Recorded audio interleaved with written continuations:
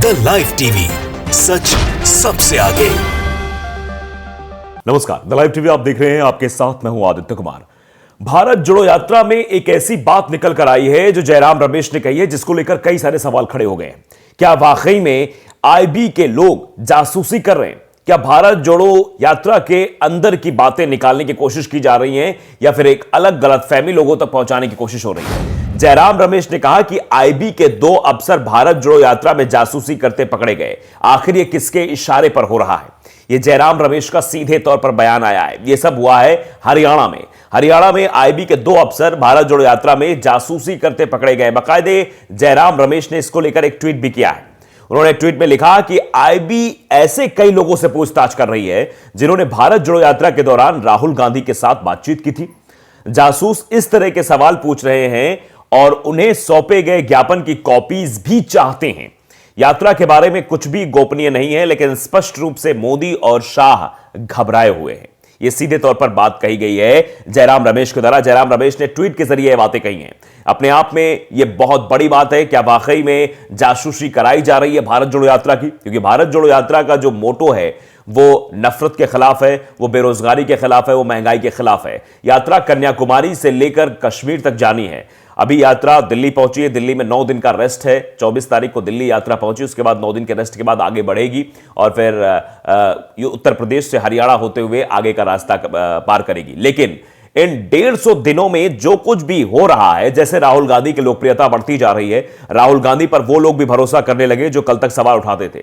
चाहे हम बाबा रामदेव की बात करें, बाबा रामदेव ये कहने लगे हैं कि राहुल गांधी एक नई ऊर्जा के साथ भारत जोड़ो यात्रा निकाल रहे हैं, और वो लोग अब शांत हो गए हैं जो कल तक ये सपना देख रहे थे कि कांग्रेस मुक्त भारत हो जाएगा। अब कांग्रेस मुक्त भारत का सपना उनका साकार नहीं हो पाएगा। ये बाबा रामदेव के वाक्यांश हैं। बाबा रामदेव इसके पहले भारतीय जनता पार्टी के लिए प्रचार करते थे, भारतीय जनता पार्टी के हित में बात करते थे, लेकिन आजकल बाबा रामदेव के सुर भी बदल गए हैं, क्योंकि लहर जो चल रही है जब चलती है तो इन लोगों को अंदेशा थोड़ा बहुत हो ही जाता है। अब अंदाजा लगाइए किस तरीके से अब चीजें परिवर्तित होती हुई दिखाई दे रही हैं। दरअसल जो भारत जोड़ो यात्रा है उसमें जो ये आईबी की बात आई है, इसको लेकर अब बड़ा सनसनीखेज दावा कांग्रेस की तरफ से किया गया है। जयराम रमेश ने यह दावा किया है। दरअसल कांग्रेस नेता जयराम रमेश ने केंद्र सरकार पर बेहद सनसनीखेज आरोप लगाया है। यह आरोप अपने आप में बड़ा है कि आईबी की टीम को भारत जोड़ो यात्रा में भेजा जा रहा है, और आईबी की टीम जब भारत जोड़ो यात्रा में पहुंच रही है तो वहां उन लोगों से पूछताछ कर रही है जो राहुल गांधी के टच में आए थे, जो राहुल गांधी से बात की थी। उनसे बात करने की कोशिश की जा रही है, उनसे सच निकालने की कोशिश की जा रही है, या फिर एक नया सच बनाने की कोशिश की जा रही है जिसको सच के आधार पर जनता तक प्रस्तुत करना है। ये चीजें की जा रही हैं। उन्होंने ट्वीट करते हुए जो लिखा वो हमने आपको दिखा दिया। ट्वीट करते हुए उन्होंने सवाल किया है कि ये आईबी यहां क्या कर रही है, किसके इशारे पर आईबी यहां आई है जो लोगों से पूछताछ कर रही है। इससे पहले कांग्रेस नेता राहुल गांधी ने भी भारत जोड़ो यात्रा को लेकर लाल किले में संबोधन दिया था, और इस दौरान सरकार पर निशाना भी साधा था। सरकार पर निशाना साधते हुए कहा कि पीएम और बीजेपी ने मेरी छवि खराब करने के लिए हजारों करोड़ रुपए खर्च कर दिए। आप बखूबी जानते हैं कि भारत जोड़ो यात्रा के बारे में भारत तोड़ो यात्रा भी कहा गया। भारत जोड़ो यात्रा को यह कहा गया कि राजनीति में उभरने के लिए किया जा रहा है, जबकि कांग्रेस की तरफ से या फिर अन्य जो लोग उसमें शामिल हो रहे हैं वो कहीं से भी इसको राजनीतिक यात्रा नहीं मान रहे हैं। वो कह रहे हैं कि भारत जोड़ो यात्रा जो है भारत को जोड़ने के लिए निकली है। एक पार्टी है जो तोड़ने का काम करती है, जो हिंदू मुसलमान करती है, जो सिख मतलब आपस में जो भी अल्पसंख्यक है उनको बहुसंख्यक से लड़ाने की कोशिश करती है। अभी आप हाल फिलहाल में आपने देखा कि देश में क्या माहौल बन रहा था। गुजरात में सेंटा क्लॉज को पीटा गया, मारा गया। क्यों? सिर्फ इसलिए कि यह हिंदुओं का इलाका है, यहां ईसाइयों का त्योहार नहीं मनाया जा सकता। तो ये जो वैमनस्यता पैदा की जा रही है, जो नफरत की एक फैक्ट्री चल रही है जिसमें लोग तैयार किए जा रहे हैं जो हमेशा नफरत की भाषा बोलते हैं, इससे देश का नुकसान ही होना है। देश की आंतरिक छवि खराब हो रही है। विदेशों में भी देश के बारे में टिप्पणियां हो रही कि यहां पर एक जो है हिंदूवादी सरकार चल रही है जो सिर्फ हिंदुओं को ध्यान दे रही है, बाकी अन्य लोगों पर यहां प्रताड़ना की जाती है। यह भी उठ रहा है। तो राहुल गांधी ने बाकायदे यह कहा है कि इसी नफरत के खिलाफ, जो नफरत फैल गई है, जो जब भी किसी दूसरे का त्योहार आता है तो उसमें बवाल करने की कोशिश की जाती है, जबकि हमको बचपन में आप सबको सिखाया गया है कि हिंदू मुस्लिम सिख ईसाई आपस में सब भाई भाई।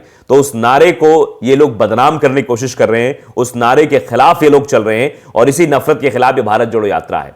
बेरोजगारी के खिलाफ जो लगातार बेरोजगारी दर बढ़ती चली जा रही है, महंगाई बढ़ती चली जा रही है, पेट्रोल डीजल के दामों में इजाफा लगातार हो रहा है। आप देख रहे हैं किस तरीके से जीडीपी कहां से कहां पहुंच गई है, रुपया कहां से कहां पहुंच गया है। जब 62 रुपए में था, मतलब $1 की कीमत 62 रुपए थी, तब प्रधानमंत्री नरेंद्र मोदी चिल्ला चिल्ला कर कहते थे भूटान की करेंसी नहीं गिर रही है, बांग्लादेश की करेंसी नहीं गिर रही है, यहां तक कि नेपाल की करेंसी नहीं गिर रही है, क्या वजह है कि भारत की करेंसी गिर रही है। लेकिन आज जब $1 82 रुपए में हो गया है, तब मोदी जी नहीं बोल रहे हैं।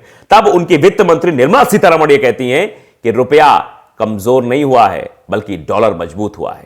मतलब आप समझिए, इधर से उधर का कान पकड़नी, बात वही है सेम, लेकिन उसको कह नहीं पा रही है क्योंकि सरकार खुद की है, तो सरकार खुद अगर बोलेंगी तो खुद पर इल्जाम लग जाएगा।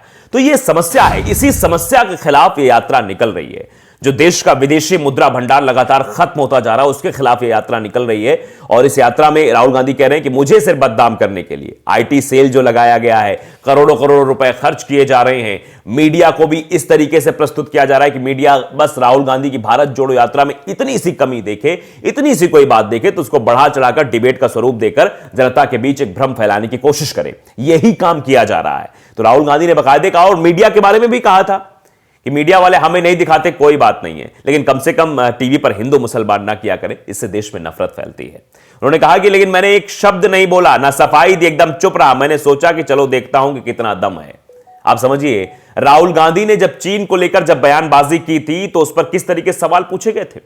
राहुल गांधी ने अपने दोस्त से कहा कि आज यात्रा के 100 दिन पूरे हो रहे हैं। बाकायदे प्रेस कॉन्फ्रेंस में बात कही कि मैंने तुमसे कहा था कि मीडिया वाले गहलोत और सचिन पायलट को लेकर सवाल पूछेंगे, 100 दिन की यात्रा को लेकर सवाल पूछेंगे, आगे के रोड मैप के बारे में सवाल पूछेंगे, लेकिन चीन में जो हमारे सैनिकों के साथ झड़प हुई चीनी सेना की, जो हमारे चीनी सैनिक जो भारतीय जवानों को पीट रहे थे, उसके बारे में सवाल नहीं पूछेगी। हमारे 30 जवान घायल हो गए और 4 दिन बाद देश को पता लगता है कि चीनी सैनिकों ने भारतीय सेना के साथ मारपीट की, जिसमें हमारे 30 जवान घायल हुए। 4 दिन लग जाते हैं इसको सरकार को बताने में, और वो भी तब बताया जाता है जब मीडिया के द्वारा खबर लीक हो जाती है।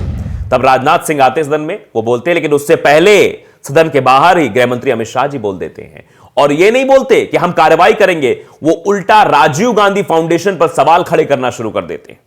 अब बताइए, जो पूरी स्क्रिप्ट तैयार की जाती है, जो स्क्रिप्ट बनाई जाती है, वो पुराने मसलों को लेकर बना दी जाती है, उस पर चर्चा करने के लिए बना दी जाती है, लेकिन वास्तविक मुद्दे पर, उसका हल निकालने के मुद्दे पर इस बात पर चर्चा नहीं होती। इसीलिए समस्या जस की तस बनी हुई है, इसीलिए भारत जोड़ो यात्रा चल रही है। तो ये साफ तौर पर आप देखिए किस तरीके से ये चीजें हो रही हैं, धर्म की राजनीति हो रही, इसी को खत्म करने के लिए भारत जोड़ो यात्रा निकल रही। लेकिन इस भारत जोड़ो यात्रा में जो आईबी का ये इंटरफेरेंस है, अगर ये बात सही है जयराम रमेश की, तो अपने आप में ये बहुत बड़ा सवाल है कि आखिरकार आईबी इस पूरे मसले पर क्या कर रही है।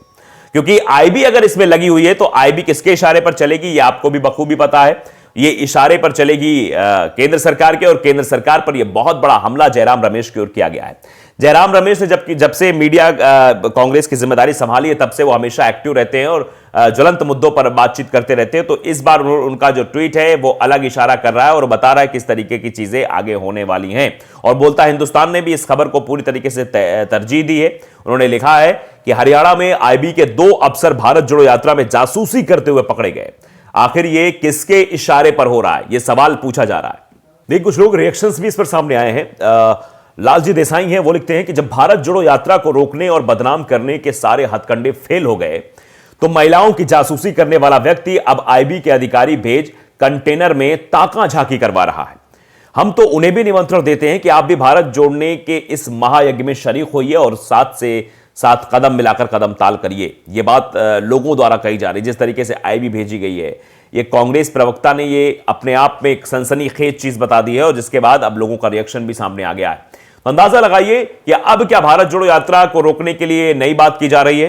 क्योंकि इसके पहले जो हमारे स्वास्थ्य मंत्री हैं देश के, मनसुख मांडविया, उनकी तरफ से चिट्ठी राहुल गांधी को भेजी जा चुकी है कि राहुल गांधी अपनी यात्रा में कोरोना की गाइडलाइंस का पालन करें, क्योंकि कोरोना फिर से आ रहा है, कोरोना बढ़ सकता है, सभी लोग मास्क लगाएं, समुचित दूरी बनाएं। ये सब चीजें पहले ही कही जा चुकी हैं। तो अब मतलब ये क्या दूसरी बात है जो सामने आई है भारत जोड़ो यात्रा को रोकने के लिए। लेकिन राहुल गांधी ने सीधे पहले ही कह दिया था कि यात्रा रुकेगी नहीं, कुछ भी हो जाए। और आपने कई सारी तस्वीरें देखी हैं भारत जोड़ो यात्रा में, बारिश के दरमियान की भी तस्वीरें दिखाई दी, जब राहुल गांधी बारिश में खड़े होकर भाषण दे रहे थे और लोग उन्हें सुन रहे थे उतनी दोगुनी ऊर्जा के साथ।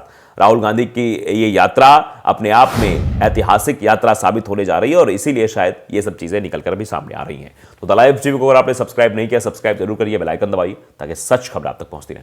नमस्कार। द लाइव टीवी, सच सबसे आगे।